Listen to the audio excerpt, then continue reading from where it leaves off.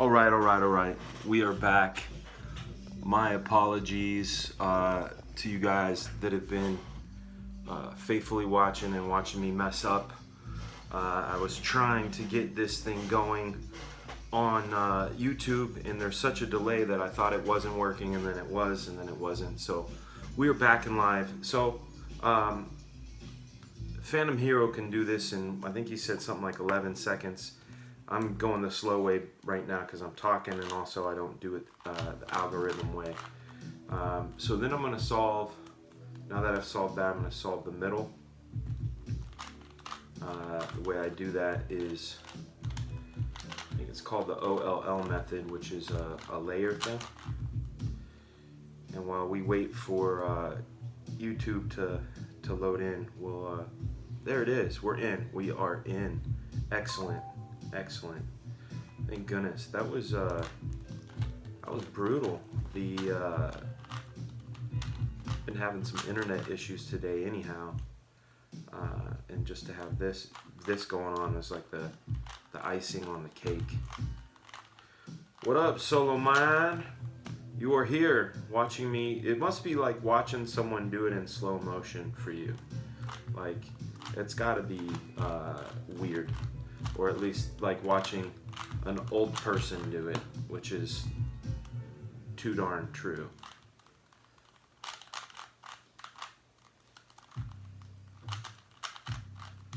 You're like, do that, do it like this, do it like this. I'm like, yeah, I should, but I won't. There we go. Solved. Except, I saw something. No, it's solved. I was looking at the screen and like, it doesn't look solved, but it's solved. All right. Hello and welcome to Couchdoodle Live Inktober edition. Today is the 8th day of October, which means today's prompt word is the word frail. That's right. The word is frail. Welcome to the Fragaboom Couchdoodles Live.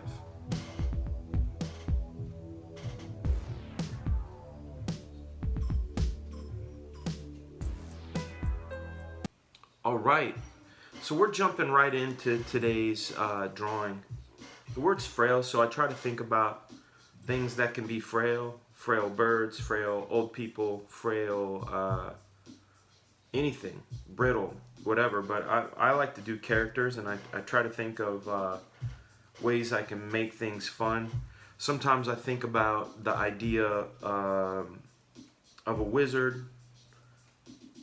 And when I think of wizards, obviously Gandalf and Merlin and those guys come into mind, and the sweet sleeves they have, like sleeve-like wizard.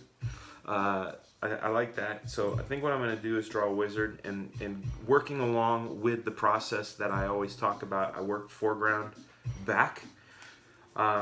So today I'm going to say perhaps this wizard has...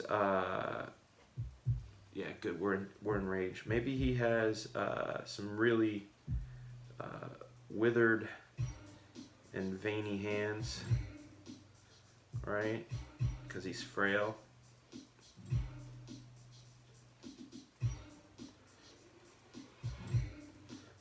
Then when I'm drawing, even though I'm drawing lines, I'm thinking about forms. Like I'm thinking about the roundness of this form.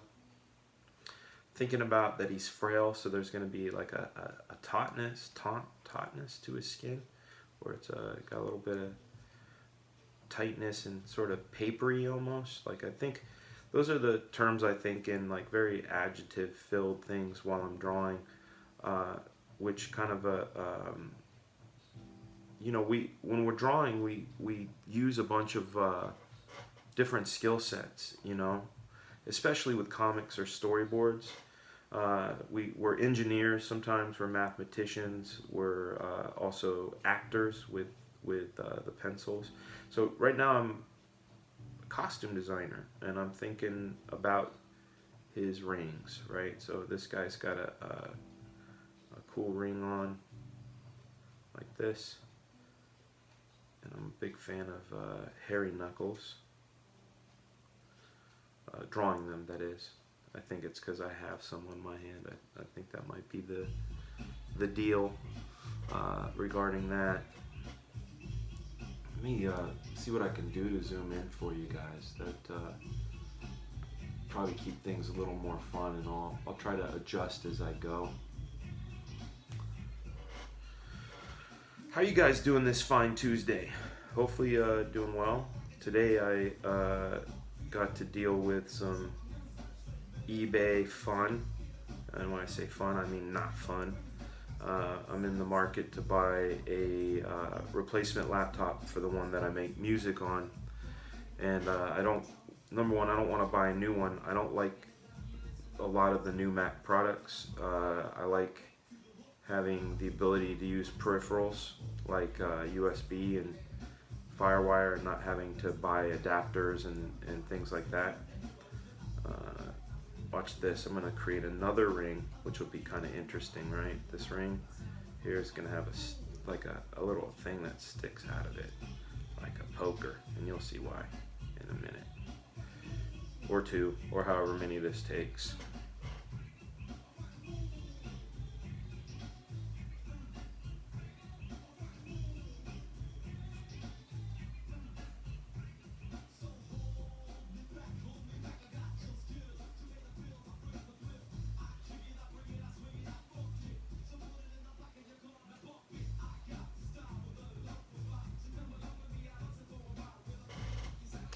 Where can we hear your tunes? You can hear them right now on Couchdoodles Live.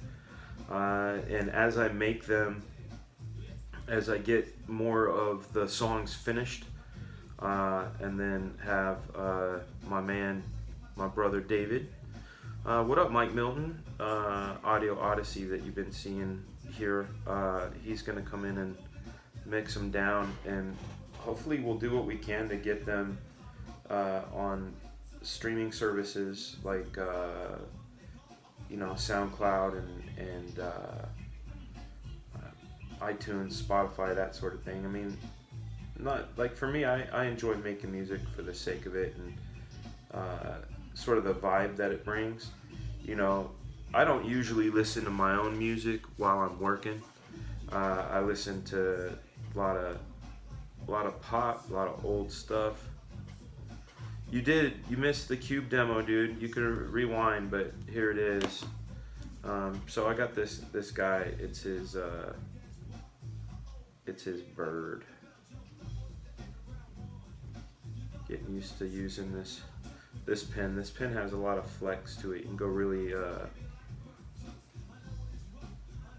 can do like really thin lines and really thick lines, which it makes it feel like a nib. But the dynamics are of how it works feel a lot different. It's almost like when you if you have to drive a friend's car, or when you have a rental car, how like it's still a car and it still steers and still drives, and you press the gas and it goes forward, and or backward, it accelerates, and then there's the brake and all that, but they all sort of feel different, and they have different blind spots, and they accelerate different, and those sort of things. And anyway, I'm getting real deep into that analogy, but that's what certain pens are like how quickly does the ink dry, how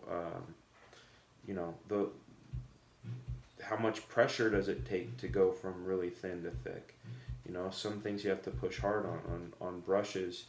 It's very specific in how you control them, and what I do is I especially when I'm using new tools or ones I like I really like the range on this pen. Big fan of auto quill pens.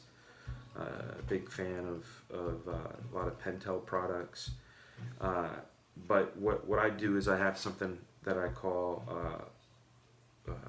a dialogue with the pen, and what that consists of is I'll take that pen and I'll draw with it, only it, for a couple of days, and it kind of tells me what it wants from me. I try to tell it what I want, but ultimately I'm at at the mercy of what the pen wants me to do with it. Kevlar asks, what is the pen?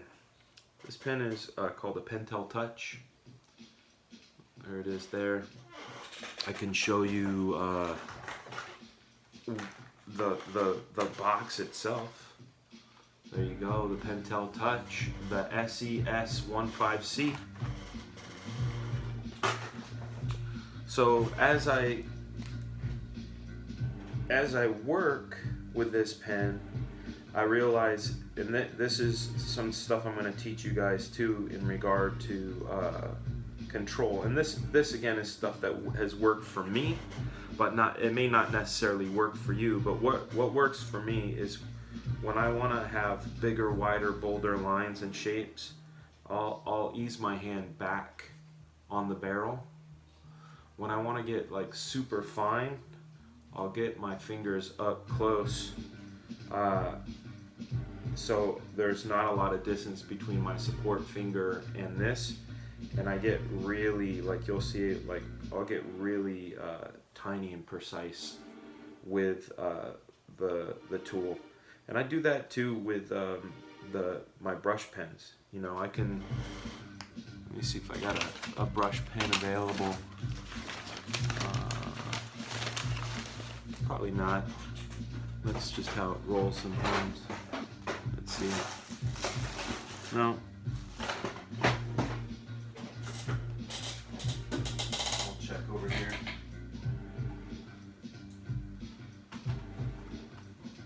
So with a brush pen, it's even more so. And like the thing that I found, I don't know if you guys, how many of you guys have played like driving games like Forza or something like those kind of games. I always found that like when I got the really high performance cars like the Ferraris and the you know, those sort of high-end race cars, they were much harder to operate. Obviously they accelerate faster.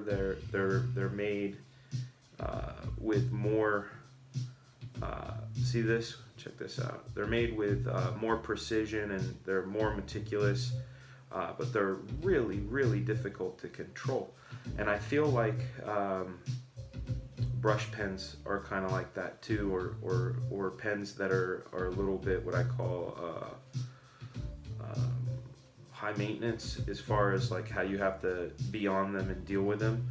But the great thing, and using the driving analogy again, I remember when I was first learning how to drive, and my stepdad, I asked him, I said, when does this become easy? It seems like you're constantly having to like think about everything, you know, like, oh, 30 feet before, you know, stop 30, you know, start your stop 30 feet before a stop sign, and always look this way and check your mirror, and you know, do this, watch your speed, all these things happening at once. And he says it ultimately ends up becoming pretty easy and sort of second nature. Like, you know, how many of you guys have driven to work somewhere that you go to often, and sometimes you get there and go, sorry, that's a mess. That's a link to the pen. I don't know what you mean. A link to the pen.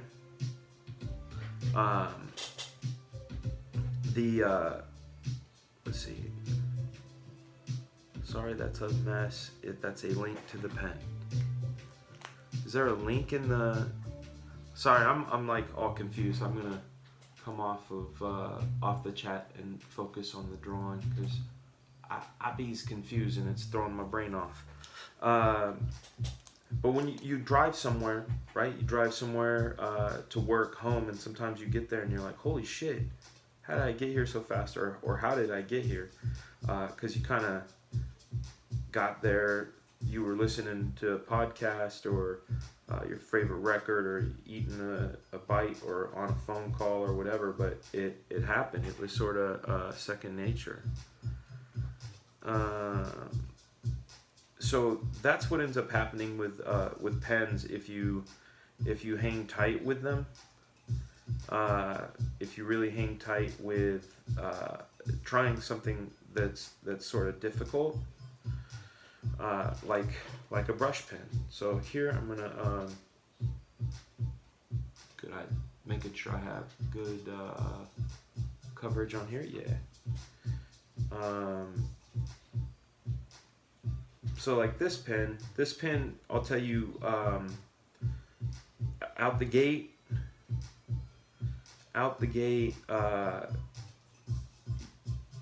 you will notice that it wants to go thicker than you intend, perhaps. You know, so I have to go a little easier on it, which means I'm a little more mindful of what's going on with the pen. So it'll slow me down a little bit in my my talking and thinking, because again, I'm trying to figure out, like, if I want a nice juicy thick line, I don't have to push that hard. But if I want that thin line, then I have to really kind of adjust back and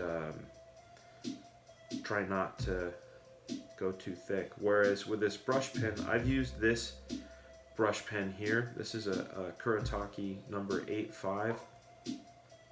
I've used this thing so many times that it feels like an extension of my thought, you know, and that's kind of what we want out of tools, right? And quite often, a lot of us give up. I know that I've been guilty of just going, oh, this pen sucks, and just keep moving on, and maybe perhaps missed out on what would end up being like a favorite pen.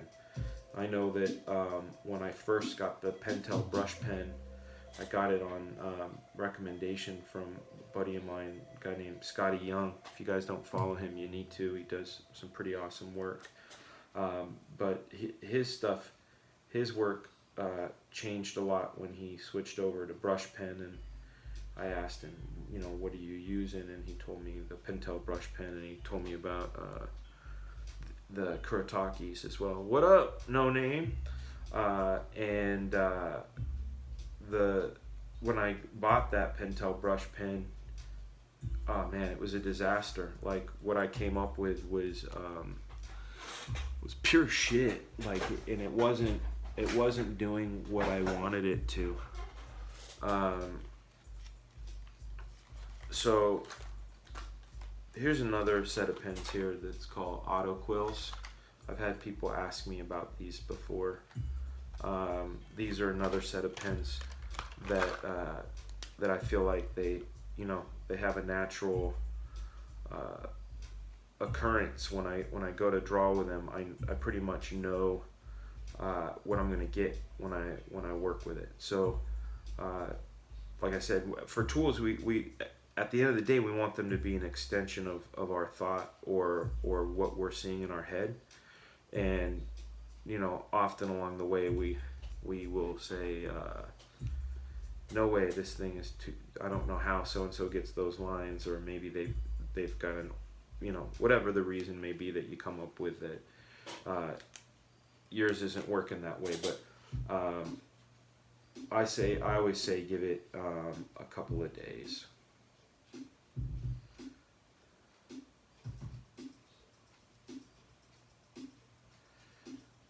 And this pen, I know I like this pen. I like the way it feels when it's in the hand, you know. I like the way it can get several line varieties, which is something you want when you're working, especially if you're working fast. Like I said, my initial feeling on it is that it runs a little heavy. That if you're heavy-handed, you're probably going to get a lot of thick lines out of the gate. Where, you know, like I said, if I ease up on the barrel, I can get some really nice thin lines. Let me tune this up. There we go. Some nice thin lines in there. Okay, let's see here. his thumb.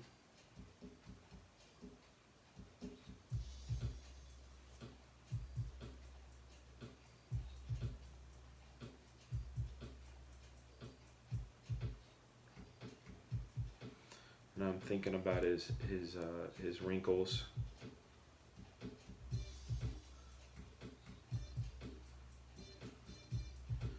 His little frail arm and his little elbow.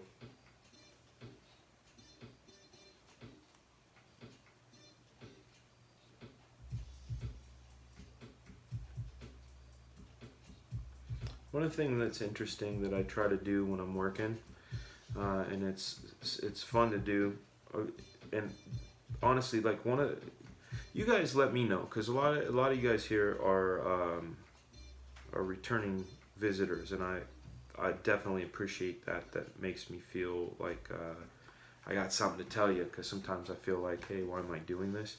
But then I remember, no, I want to show and teach and get people pumped up for some creativity.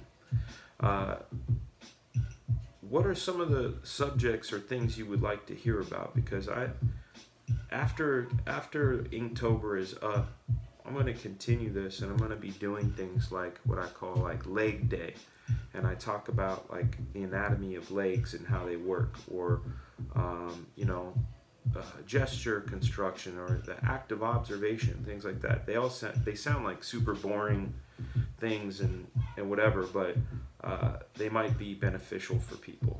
Obviously I'll have the interviews. I'm going to do some more tool reviews and things like that that'll help people save some time in buying their art tools. But no, so check this out. This is one of the strengths of this pen. Okay, and if I want to recede this back, and I'm going thin, thin, thin, medium, medium, medium, and then bold, I can create a real nice sense of line. D, what up, man?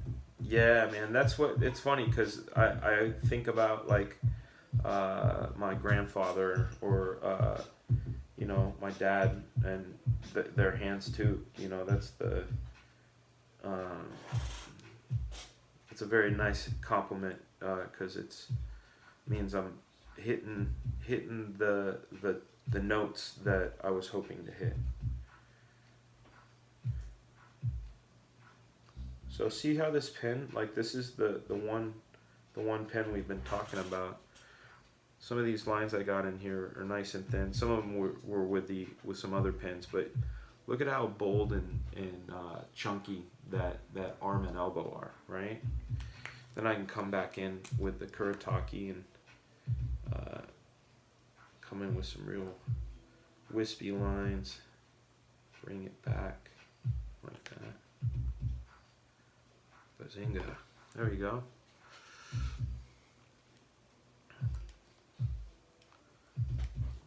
Change this view out a little more. There we go.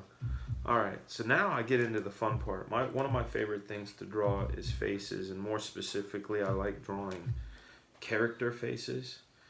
So like with this guy, I want to give him like a kind of a funky nose. Let's stick with the pen we were talking about. Boom. So there's his nose, and then I think it gets thinner here and thicker here. Let's see, am I going to give him a mustache? No, I'm going to give him that sort of half-shaven. You might see this guy at a drag race car show type of guy, like as far as his facial hair. Cut mine this way sometimes too, so it's stubble, but then gets longer near the edges, and then we'll add some more of the wrinkle.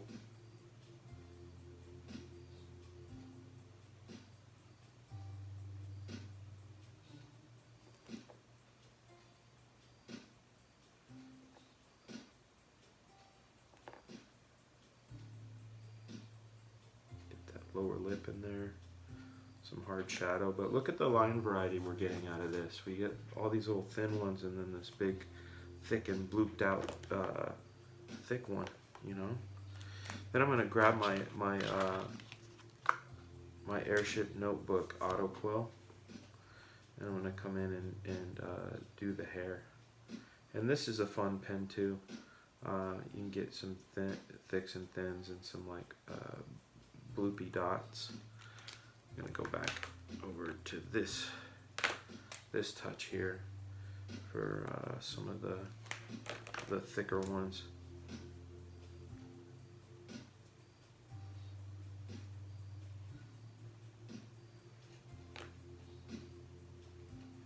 I don't even know how this guy is frail. I'm realizing now that I'm just like drawing a dude. Oh, I got a way to do it. I know how to do it. I ended up getting into the character too much and started making him not frail, but like super cool looking in my head. Do you see what I see? All right, let me get that nose. See how I'm getting close to the end of the tip here?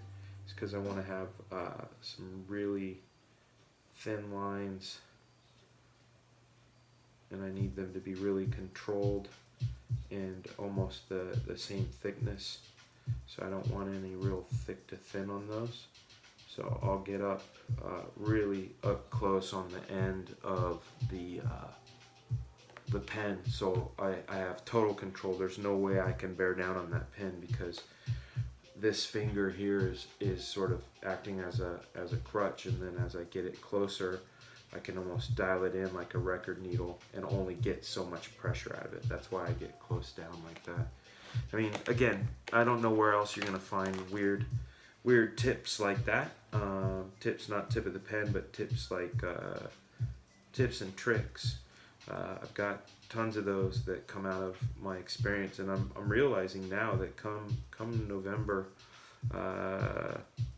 see, Matt Yackey gets it, the tiny legs. You knew exactly where I was going. That's awesome. That's why he needs that cane and that bird. But come November, I will be a veteran of 28 years in the comic business, which is crazy to think about, because when I was a kid, I remember buying those Marvel books when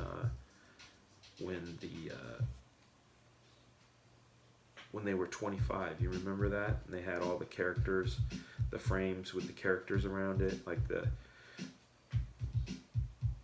Art Adams Cloak and Dagger issue is one of them, you know, and that was back in '86, and I remember thinking like, man, Marvel's so old, man. They've been around forever, 25 whole years, and they're like legendary.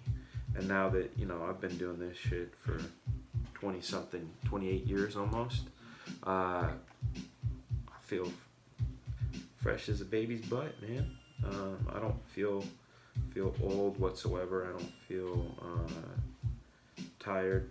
I feel really good. I don't feel like it's been 28 years. There's 28 years of lessons, but I don't feel like 28 years like, oh man, I'm ground down. But anyway, my experience ends up being to your benefit. So I'm gonna talk to you about little things like that, like holding the pen in a weird way, and why you would hold it there, and fundamentally why it would work. Okay, Matt Yackey, you were so right, dude. Tiny legs. Get his fingers up in here. I was 10 when you started. Man, you made me feel old. Yeah, I started in 1991, man. So that's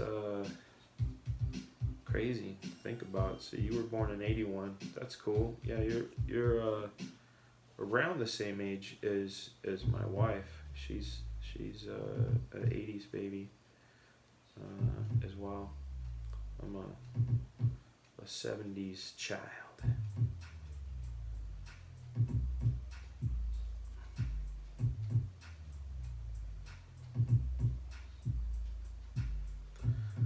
When learning to draw, how much time should be dedicated to drawing from reference and observing, then drawing from imagination or creating for fun?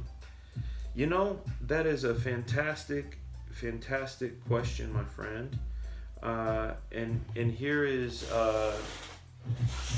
my answer, and it's evolved over the years, but it's evolved for reasons along the lines of what I was just talking about, the experience kicking in. So I say drawing from reference, how much time should someone dedicate? I think it's a good thing to study reference, but not necessarily for the piece you're doing, unless it's new to you, and that's what reference is for. But I'm of the mind that, like, there's the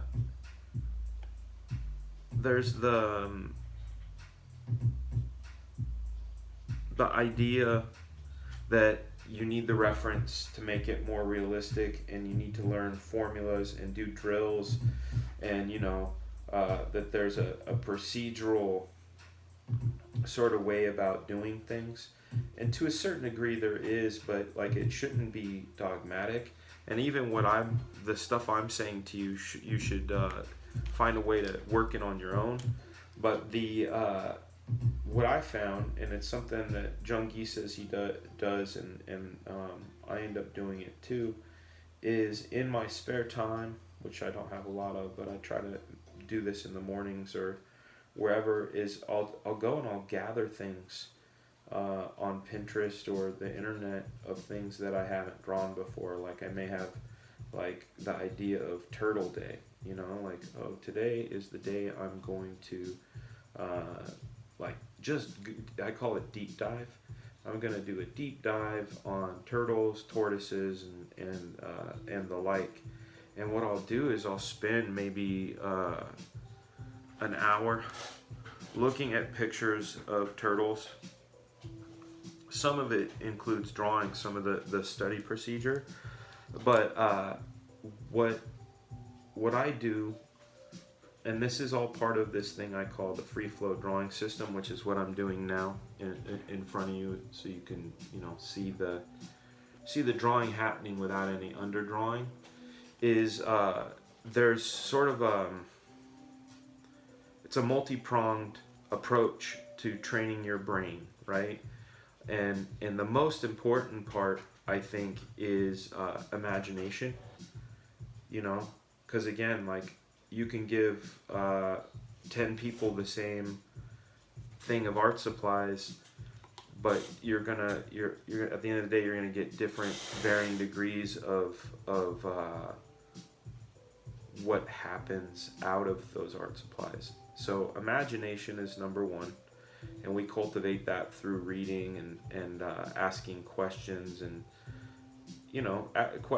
what if, and if this happened, what would, those sort of things. That's where imagination comes from. Like, oh, wouldn't it be cool? What if I drew this, but only using triangular shapes? And you just, you find your head gets limited by that. But then the super important thing from imagination is the ability to visualize, to kind of have an idea of the thing you want, and to hold that thing in your mind. Okay?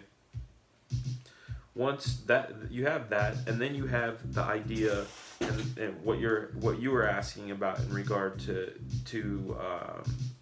the reference, is that if you gather reference properly, and this is what I'll do too, since we're talking about turtles, is I will let me draw this guy's thing, and we'll start drawing a turtle in here, so we can actually do some real-time thought. Because again, like I've said in previous streams, that it gets a little difficult to talk and draw and access some of the points that I have, but hopefully I'm getting better every day, so that he's got little skinny little legs. but those skinny little legs will be riding or standing on a turtle. Give them those little elf shoes. Okay, so going back to the reference thing. So if you fill your head with turtles, and I have this thing called the sort of procedure of observation. When you look at the turtle, you kind of look at it big to small, or whenever you look at anything, you look at it big to small. You look at the let's use some more analogies. You look at the shape of the forest, then you look at the shape of the trees, then you look at the relation of the trees that comprise that forest. Then you start breaking those things down into leaves and the smaller details. Now, when I talk about relations, I also am talking about vantage point, where the camera is. And right now, we can say we're probably a little over his eye level. So when I study something like a tortoise or something, so like a turtle, I remember the eyes are always on the side of the head, and a lot of times they're set in a lot, and that their noses kind of come in like this, and then their mouths, they got a little bit of overlap. A lot of them have that sort of wrinkly old lady neck or old man neck, however you want to call it. They have a little bit of that crust. Again, this is all like the stuff I said with McFarlane, the feeling of something. I try to remember things in all of my senses. So I think about, ooh, yeah, that was crusty. There was a wetness around the mouth. And, this may be an amalgam of a bunch of the observations, but then I remember the shell.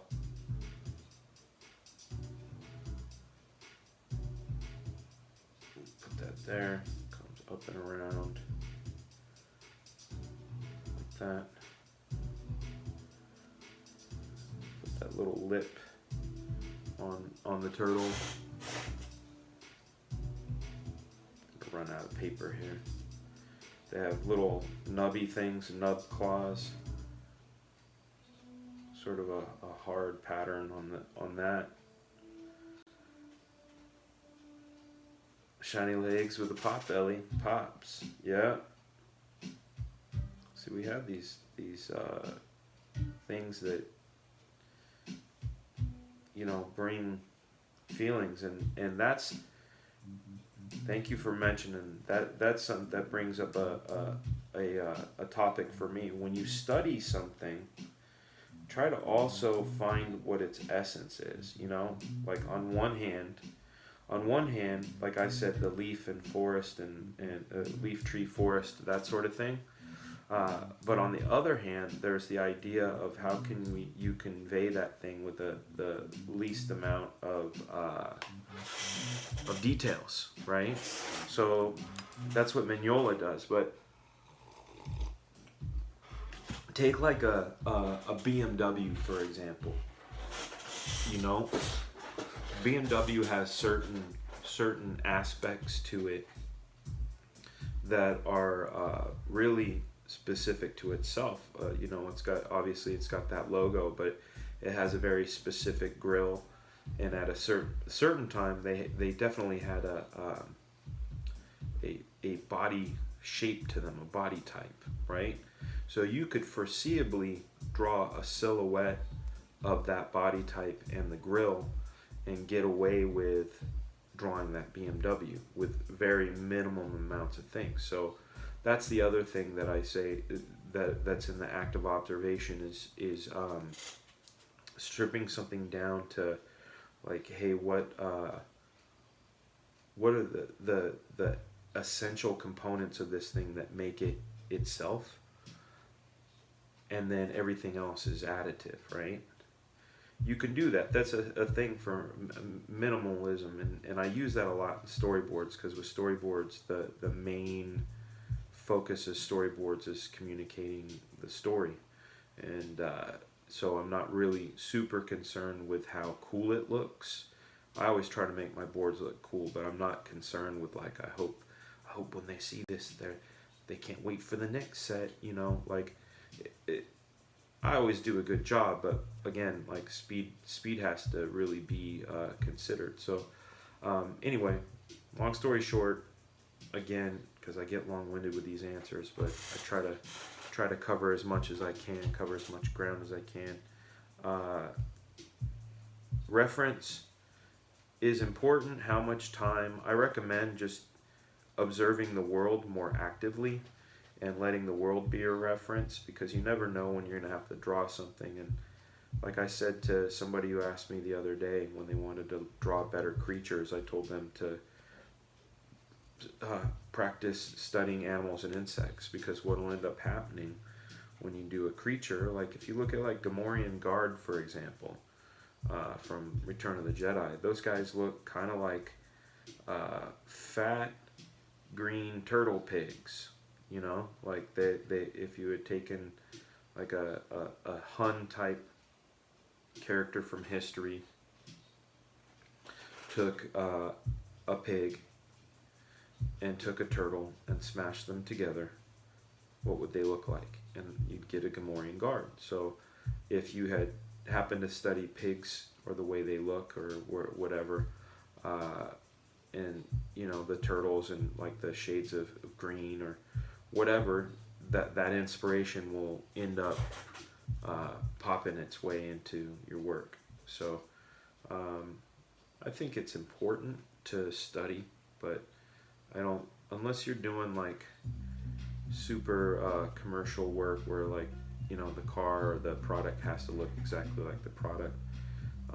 Try to absorb the thing and then give your version of it. That's my long ass answer on that question. You guys have any other questions for me to give long answers on? Go.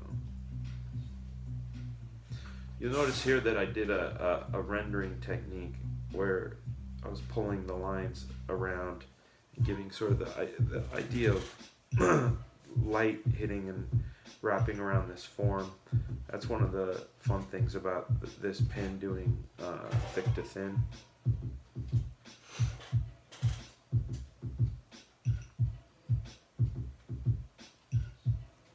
As soon as we finish this guy up, which will probably be in the next like 15 minutes, I want to hop on the iPad again. I had fun doing that with you guys yesterday. We can take some trips looking at some really good comics. Let's get this guy's eyes.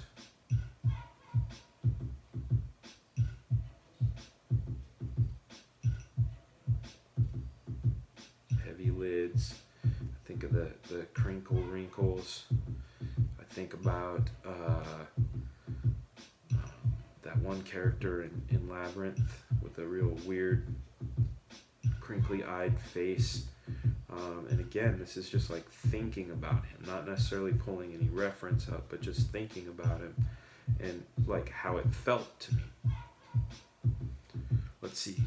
Hey there, Dan. Do you draw every day? What's the longest amount of time you've gone without drawing? What up, Mitchell? Yes, I am doing He-Man. TMC Comics, I draw every day. I draw every day whether I'm being paid to or not. There have been times where I've done 14, 15 hour day and go upstairs to hang out with my wife and pull out a pen and pad and just start going. For me it's compulsion to do it. Hold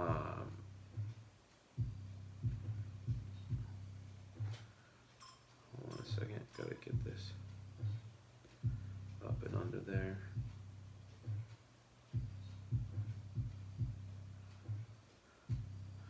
Longest I've gone without drawing.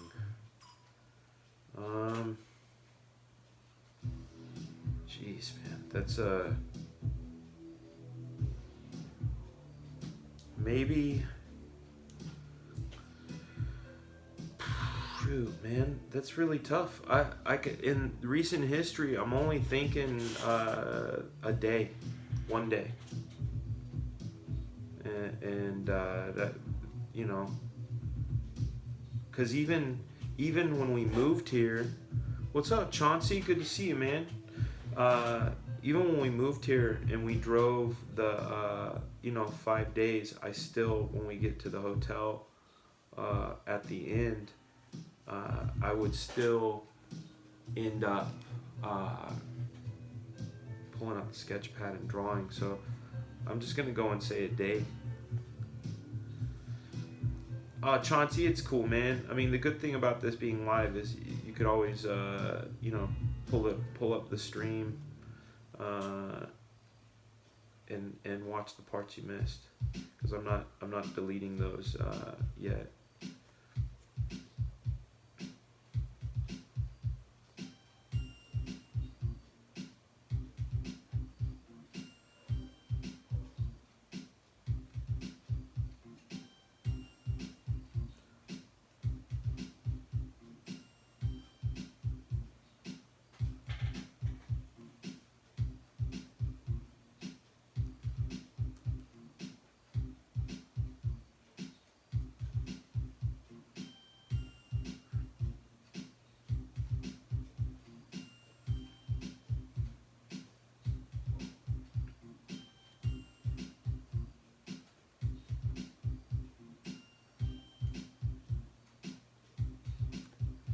So does this He-Man comic you're working on be like a Crisis of Infinite Earths, but different versions of the He-Man and characters? Yes, indeed. I can tell you, briefly what the idea is, and the idea is that there's this character called Anti-He-Man, and I'll show you what he looks like. I didn't even know what he was until I started working on the book, because he came from a German audio play. But this is Anti-He-Man, and in Anti-Eternia, he is the bad guy. And Prince Keldor, who is usually turns into Skeletor, is the hero of Anti-Eternia. Well, this guy figured out a way to go in between the realms, and is trying to kill all the He-Men and absorb all of their power swords, so he could be the most powerful man in the universe. So we go on that journey to stop him, and it's been a lot of fun. Sunday night I finished up layouts for the 3rd issue, and that one is going to be an incredible challenge. I'm waiting on Mattel to approve those, and in the meantime I'm working on some Black Flag stuff, and also we'll be starting storyboarding the new season of Doom Patrol very soon. So things are good and busy, which is a plus, because gotta feed the kids and pay the rents and all that other good stuff. Notice he's got all the rings on this hand and none on this hand. I think this is like what his bird is into, playing with his rings.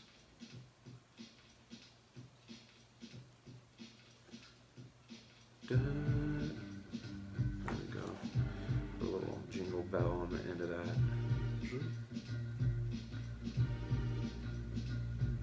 If anything, I'm glad to hope to see the 2000 He-Man, since it was the show I watched when I was young. Yeah, man, that was that is issue 3. You will see him. You will see Skeletor, Beastman. I don't want to give too much up, but you will see the usual suspects, and it will be very, very good.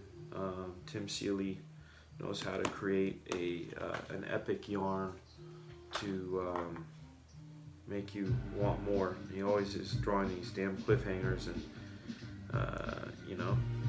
wondering. I myself, when I get to the end of the issue, because I only get the new issues once I finish the one I'm on, so I know where 4 will be, but do I know what will happen in issue 4? I don't.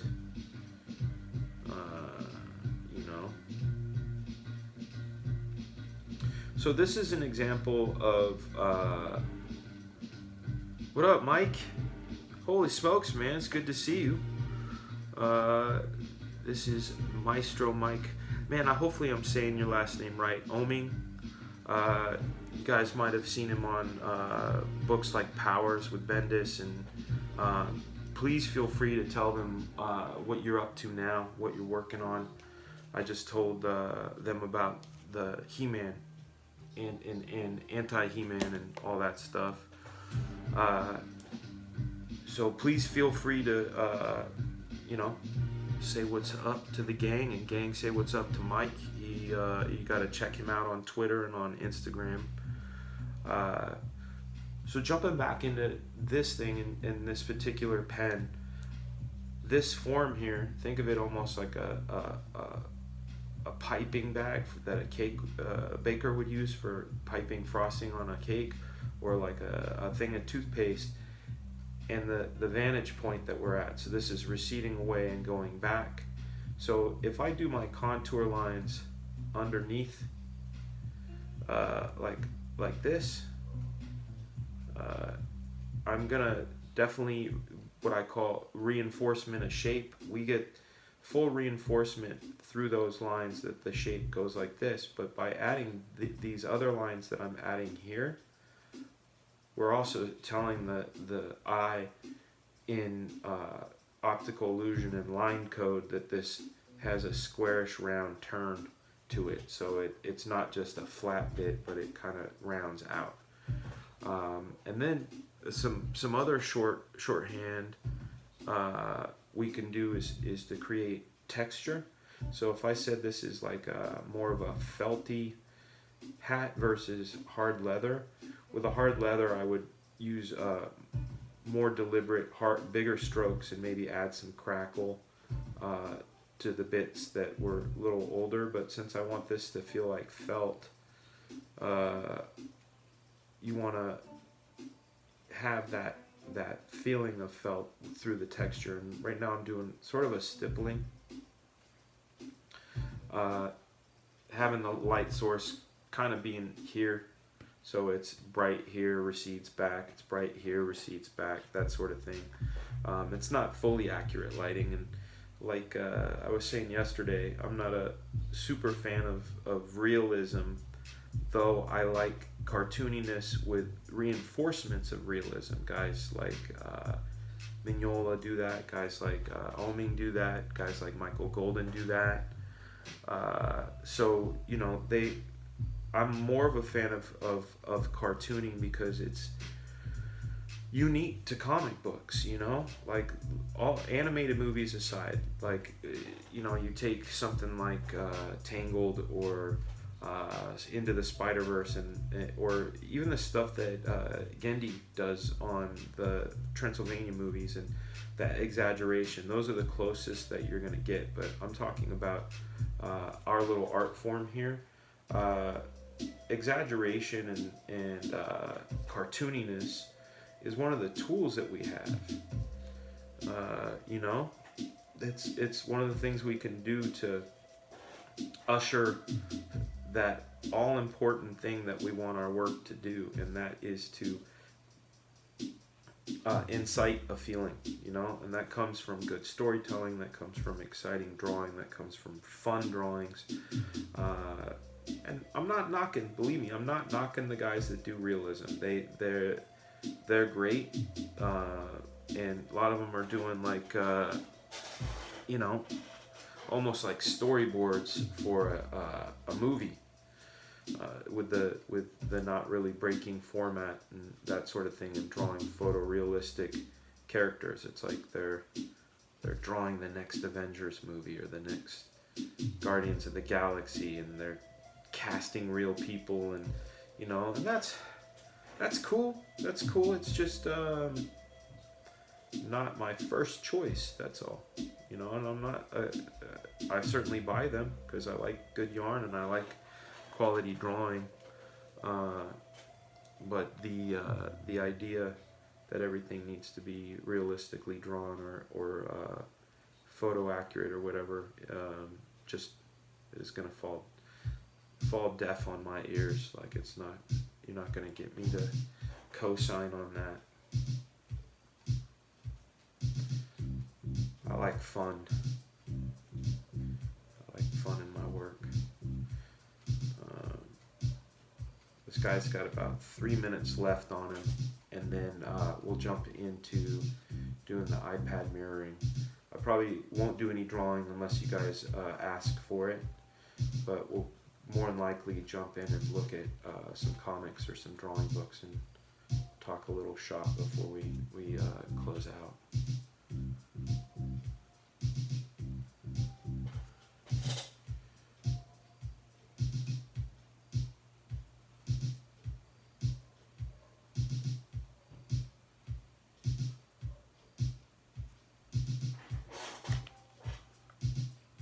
You guys have any other questions? Or any topics you guys want to get onto? I mean, come on, this is like being at a comic convention in one of the lobby situations.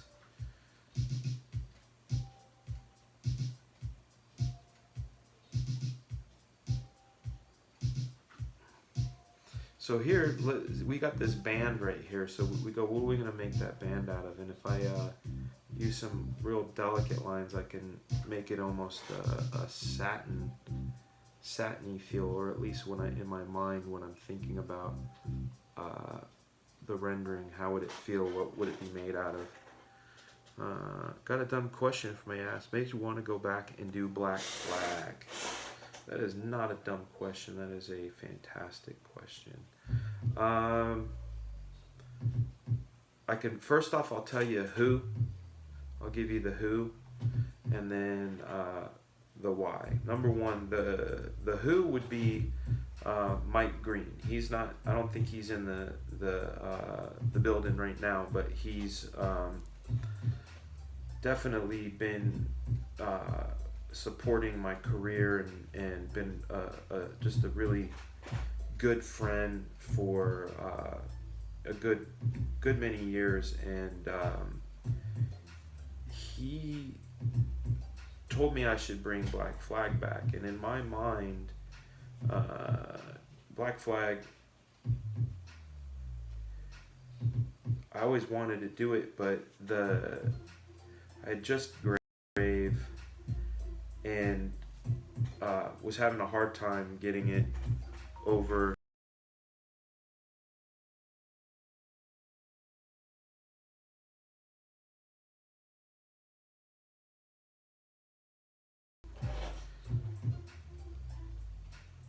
That was a phone call. I thought that was gonna kill our stream. Hold on, I gotta send. That was one of my brothers.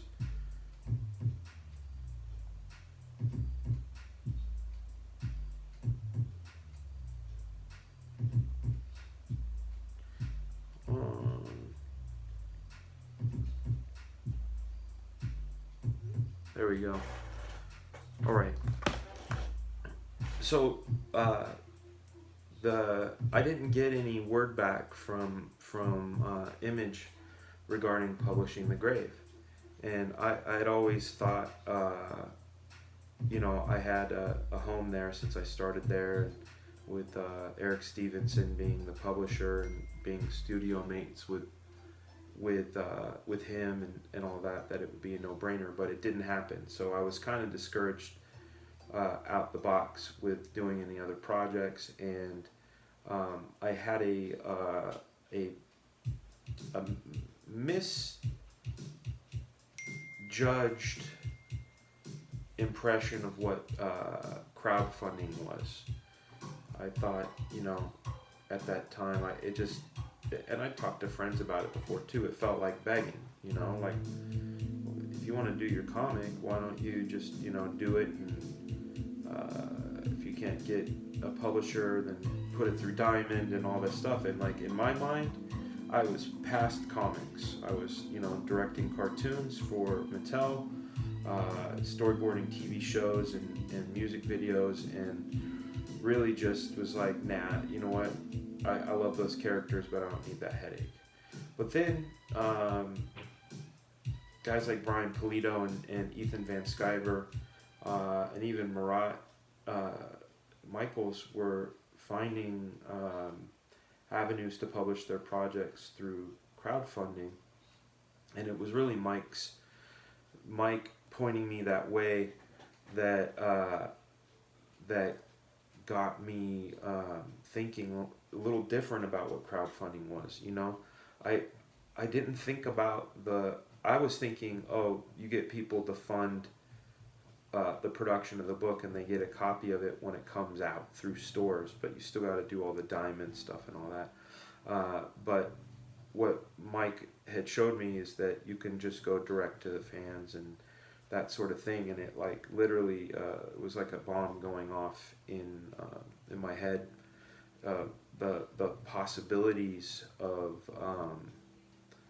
what could be done, and so I immediately started writing a story, and I wanted to publish it last year, but we ended up moving here to Georgia from California, and it really just threw almost like, let's just call it a 12-month delay on everything. The show, the Couchdoodles show got put on hold. All of my music got put on hold. Black Flag, while I was writing it, I didn't get much drawing done on it. But now that we've been here a year and kind of got our footing, and it's time to get things back up and rolling. And then right in the middle of all of this, I got a call from one of my old coworkers from Mattel, and they said, what do you think about getting back in comics again? And I said, oh yeah, I plan on that. I've got this book called Black Flag. And they said, no, what if we wanted you to do a project?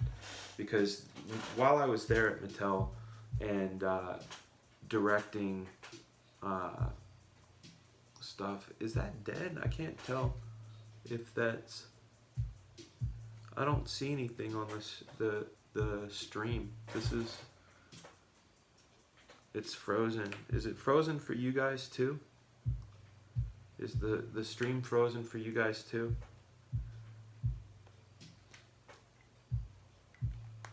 One, two, check. Because I'm not seeing. Let's see. Let me cut over here.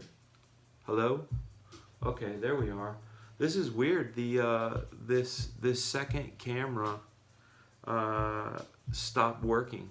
Like it's blank. I can't see what's going on with it. So I'm gonna remove it and add it again. Can you guys see? Whoa, this is weird. It's not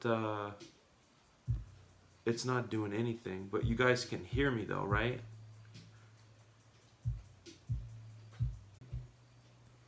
All right. Hopefully you guys come back for this. This is major bummer. I don't know what waiting for connection from switcher.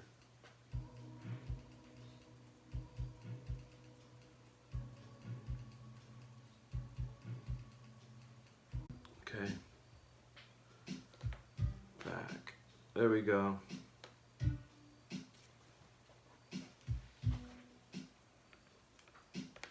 All right, hopefully you guys can see this.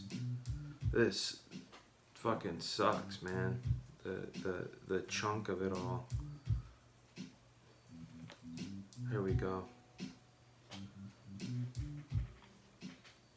Good, we can see it. I did a bunch of drawing while you guys were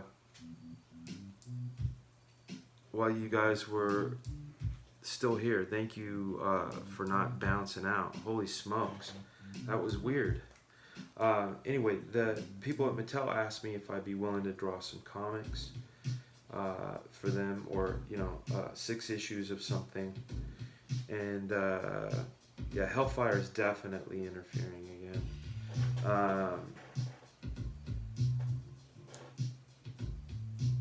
I'm gonna sign this bad boy now that we've got a clear picture of him. Here he is.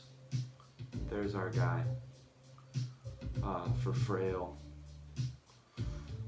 Let's switch over here to this one. So what had happened is that Mattel asked me if I'd want to come back, and my initial response to them was no. If I'm going to be doing something, it's going to be my book.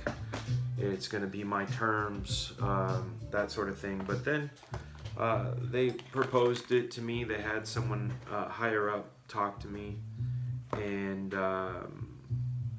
they really sold me on the idea of drawing He-Man. And I thought about it after I saw the story and thought about it. I was like, you know what? I got to do it. All right, now's the time we're going to jump into what I call the fun zone of the Couchdoodle show.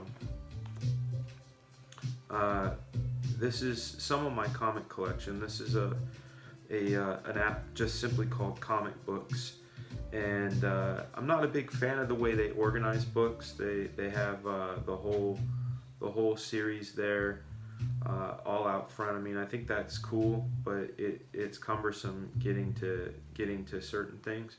Another one that I have, which is great, is called Comic Zeal. I like Comic Zeal the most, with the exception of the fact that it crashes if you have more than 5 gigabytes of comics on here. Well, see, you're saying if I got offered He-Man, I might slip up and say I'd do it for free. But you have to understand, I was done with comics. I've been out of comics for 17 years, and the only way I wanted to return is if I was doing my own book. And I wasn't going to do my own book until I found out that I could do my own book, and then that's where my head was at. But then, yeah, like I said, He-Man was initially a no. But then it became a yes. And it has been challenging, but it's been worth it. And I feel like Black Flag is going to be immensely better because of it. Because I'm working out all the kinks and things on my stuff. What has been the most rewarding project in your professional career, in or out of comics, and why? Okay, that is a wonderful question. In comics, creator-owned stuff, like The Grave. The Grave, I spent a year every single day drawing it. And I'll switch over here. Spent a year every day drawing The Grave. And to have it actually come out was pretty good. Outside of comics, professional-wise, there was a show on MTV called The Hard Times of R.J. Berger. And in the show, they would have 1-minute animated bits, and every single episode had a different aesthetic to it. So we would have an episode that looked like South Park, an episode that was CG, another episode that was Popeye style, another one that was sort of anime style. So I had to learn a bunch of different styles of animation, and I hadn't worked in animation before in that capacity. And since I was directing those parts and coming up with base aesthetics and storyboards, it felt like a magic trick to me. It was the very first time that I drew something, imagined it, drew it, shepherded it, and had it come out the other end like a magic trick. It really made me happy, and I carried that along with me on the Ricky Gervais show and the stuff I did at Mattel. But Hard Times of R.J. Berger and The Grave. That is a 2-for-1, Akuma. Thank you, sir. All right, so back here to Comic Zeal. The reason I like Comic Zeal is it keeps your things in long boxes, right? So when I tap on New Mutants, I have all of Rob's New Mutants right here. The ones because these are the ones that came out when I was 16, 17 years old.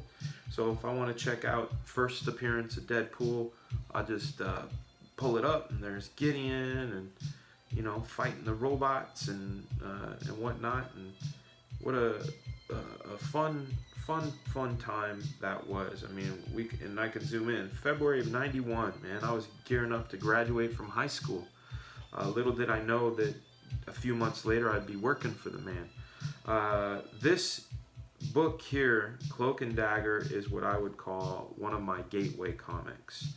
I bought this as it came out on the stands. This is when I really started getting into comic books, and I had sort of a semi-crush, as kids do, on Dagger. I mean, come on, she's stunning, and little did I know I was a huge fan of Terry Austin's inks at the time. But that was a gateway for me. This What If, this Wolverine right here, this is a classic. We always pull it off my rack and show it. Oh, D, that's a great question. What was the book done circa 2000 when Art Emporium was closing? That was a book that I did called The Gear Station, and I was trying to make some technical breakthroughs in comics, and it was quite interesting because we had a few other people doing it. I think one of the very first people to do the 2D 3D hybrid was Scott McCloud on his sequel to Understanding Comics, and he was showing Abraham Lincoln walking around in a CG environment. Excuse me. Oh, this peppermint tea has got CBD in it, and it chills me out. But then there was also a book called Red Star by Christian Gossett, and Snakebite Cortez was coloring on that too. And then there was The Gear Station, where the book you were asking about, where I was designing and had a guy named Janak Alford doing most of the building, most of the CG, the 3D building. I would come in and add some things and lighting and move things around, but he was doing a lot of the building based off of my designs, rendering them out, drawing them up, and then having Mr. Matt Yackey color them up. So that was the book at that time. So I showed you guys something here earlier called Autoquill. They're from Airship Notebooks. These are them here. Somebody had asked me about them on my Instagram feed the other day because they had seen a picture I had done. I'll switch it over here for you. So here I've got some brush pen. You can see I'm rocking the brush pen and working it. And then I believe I do some pretty decent finishing touches. Oh man, that's sideways for you guys. That sucks. That's gonna happen. I guess Instagram goes sideways. So somebody had asked me, awesome, what is the pen you're using here? The orientation of my iPad is sideways. Man, that's a bummer. Let me see if I do this and come back. Is it still? Yeah, it's still sideways. But Airship Notebooks was so kind that they offered up something. They said, just saw a Couchdoodles comment, thought we could offer you a cool little deal. If you order one of the Couchdoodles sketchbooks from our website and a set of Autoquill pens, we will take 30% off the pens and give you free shipping. Just enter Couchdoodles at checkout, and feel free to spread that deal around, good sir. There you go. I am spreading the deal. That is Mike over there at Airship, and Mike is a good dude, so he's giving you a deal if you want some of those bad boys. Going back to this was another one of my gateway comics, was John Byrne's Hulk. You know, this issue here where he's fighting all these guys, I just remember just kind of being floored by something like that. That was a cool looking Hulk, especially at the time. You know, what was this, 85, December of 85. So I was, you know, 7th grade, but I thought, like, man, his Hulk is one of the coolest I've ever seen, and he drew poses and angles that nobody else would do. And I remember this shot right here. Look at that. That's a beauty right there. This is one of my major influences coming up, was John Byrne. This is before I discovered McFarlane, but you can see I like the debris and the tears and that crazy stuff. Anyhow, we're approaching 10:30, so I gotta wrap this up. I appreciate you guys, and I especially appreciate you guys making it through all of these technical difficulties and the frame freezes and the restarts and all that stuff. But you are appreciated. Come back tomorrow. Let's see what tomorrow's word is. Let's try to do it that way. Like tomorrow's word of the day is, like Cookie Monster would say. Let me find them. I have them. Here we go. Here are the prompts. Right here. Tomorrow is swing. See that? Here's our prompt list. Let's turn it towards you. Tomorrow's word is swing. That could go really many ways, especially when you have a mind like mine. You know, I'm sure some people do baseball, some people do swing set, you know.